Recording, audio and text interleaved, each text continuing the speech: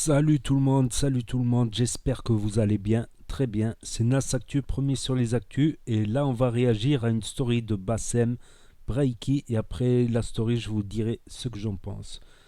Donc le thème de la story c'est les musicali avec la maman. Donc bon, c'est un vaste débat très très intellectuel évidemment comme toujours. Donc n'hésitez pas à mettre un pouce bleu, merci. Salam alaikum les gens, Bassem Vénitieux 69200. En espérant que ça va. En vrai, je m'en bats les couilles. En vrai, j'en ai rien à foutre comment vous allez. Tu sais, à l'époque, quand il y avait des musicali avec les mamans, à la rigueur, avant, leurs mères, elles avaient des tronches de pute. Elles avaient des têtes de pute, quoi. Cimetière des éléphants, kilométrés. Bon, tu pouvais te dire, finalement, tu identifiais pas ta maman à ça, quoi. Mais là, cette génération d'enfants de catins, à la course au like, ils hésitent plus à mettre des mamans qui ressemblent à toutes les mamans, à toutes nos mamans, à nous. Celles qui ont des petits mocassins en taille 34 ou 36. Ils font chanter leur maman en mastoura. Leur mère, elle sait pas. J'en suis sûr que leur mère, elle sait pas, Miskina. Elle veut faire plaisir à son fils. Et son fils, le fils de chien, il est là tout ça pour serrer des reines à culottes. Mais oui, bien sûr. Pour serrer des crasseuses qui ont des traces de Golf VR6 dans leurs culottes. Quelle honte. Toutes ces femmes qui vont, machallah, il est trop mignon. Et l'autre salope, il est là, il fait la boxe avec sa mère. Il serait même pas capable de boxer un mec qui regarde de travers sa mère. C'est ça le pire, cette génération de merde. Petits frères et sœurs 2000, je sais qu'il y en a des vrais. Résistance, par Allah, c'est pas ça la vie. C'est pas ça la vie. Et ces gens-là, ils s'en foutent littéralement de leur mère. Parce qu'ils passeraient pas leur temps à faire des vidéos avec elle. Ça me fait penser à tous ces gens qui se disent ma mère c'est ma vie, tu vas même pas lui acheter une baguette, salope. Donc voilà, mesdames et messieurs, encore une autre fois, le Maghreb a littéralement sombré. C'est pas l'eau autour du bateau qui le fera couler, c'est l'eau qui rentrait à l'intérieur. Vous avez déjà vu un juif faire ça avec sa mère? Vous avez déjà vu un Renoir faire ça avec sa mère? Non, parce qu'il l'aime. Le juif, il aime sa mère. Le Renoir, il aime sa mère. Vous avez déjà vu un Chinois faire ça avec sa mère? Le Chinois, il aime sa mère. Non, il n'y a que nous. Il n'y a que nous, Maghrébins, qui n'aimons pas nos parents, en vrai. C'est vrai, pour les mettre dans des snaps comme ça. Ah, Oudou Billah, mais c'est un truc de dingue. Alors d'avance, hein, frappez vos grands-mères, tous ceux qui vont se dire, mais chacun fait ce qu'il veut. C'est votre chacun fait ce qu'il veut qui nous a emmenés à là. Bien sûr, chacun fait ce qu'il veut. Mais quand t'as une maman qui ressemble à toutes les mamans du monde de bonne famille et qui est mise en pâture comme ça, les gens ils vont croire que tous nos mamans font des musicaliers. Sache que t'es une sombre merde. Sache que tu peux pas savoir comment, à quel point t'es une merde ambulante. Et wallah, vous l'emporterez pas au paradis. Et surtout, on sait très bien que votre amour, il est vide. On sait très bien que tout est vide de sens. Vous êtes uniquement là pour gratter des likes et Hachem toute une communauté.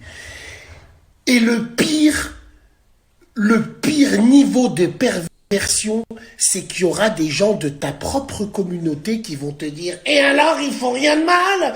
Et alors, mais toi, t'es toujours... Et alors, il faut rien de mal !» C'est pour ça que je vous déteste et je vous hais du plus profond de mon âme. Mais hamdoulilah ya Rabbi, il y a ce côté maghrébin qu'on veut mettre en avant de Tahan, de fragile, de sidaïte et de lépreuse.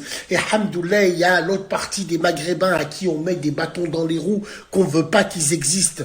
Parce que à cause d'eux, rien ne se passe comme prévu. Résistance, on n'est pas comme ça, on n'a jamais été comme ça. Salam alaikum. Wallah al-Adim. Je suis dépité, résigné. Comment ça? Et rien ne se passe comme prévu. Résistance. Wallah al-Adim, je suis Je vais réagir après. dépité, résigné. Comment ça se fait qu'en si peu de temps on est devenu comme ça?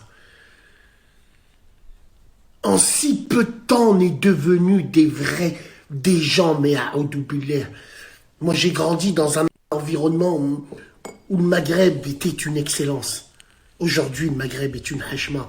Vous l'avez rendu hachma. Parce que tous ces petits merdeux, on aurait dû les piétiner. On aurait dû écraser leur crâne au sol. On aurait dû le faire, ça. On aurait dû rien laisser passer. Mais on s'est fait embobiner le cerveau par plein de personnes, par les médias, par les autres communautés, nous sommes les dindons de la farce. Retenez ce que je vous dis. Les dindons de la farce. On nous a fait croire que, et à la fin, on nous pine.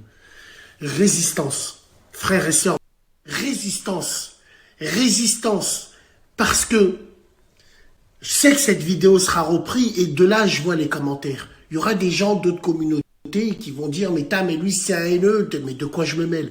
J'ai envie de vous dire, vous, vos mamans, les putes, de quoi je me mêle? C'est comme ça, frères et sœurs maghrébins, qu'on s'est fait niquer. C'est que même dans nos histoires, il y a des gens d'autres communautés qui sucent parce qu'ils ont que ça à faire, ils sucent, ils n'ont aucune personnalité. Et ils sont rentrés dans nos débats. Ça veut dire que même nous, autour d'une table, on ne peut pas discuter, faire un état des lieux, parce qu'on est pollué par d'autres communautés qui veulent littéralement nous écraser. Et tout ça, comment? Pas dans l'affront. Dans l'affront, ils pourront jamais, parce que t'as rien le Maghreb. Non, dans l'affront, ils pourront jamais, en passant par nos femmes, en passant par nos fragiles, en passant par nos valeurs, en passant par là. Réveillez-vous, Wallah, réveillez-vous.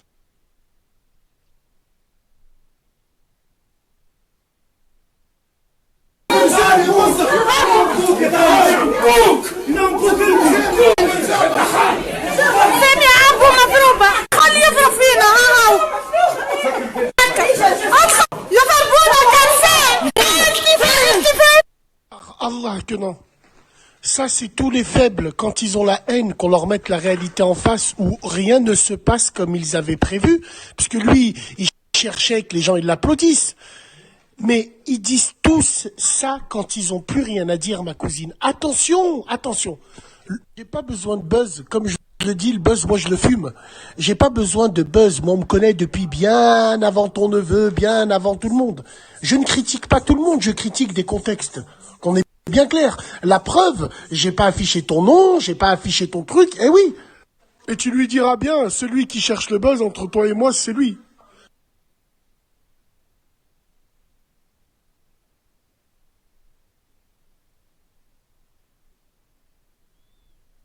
Bon, je vais réagir là.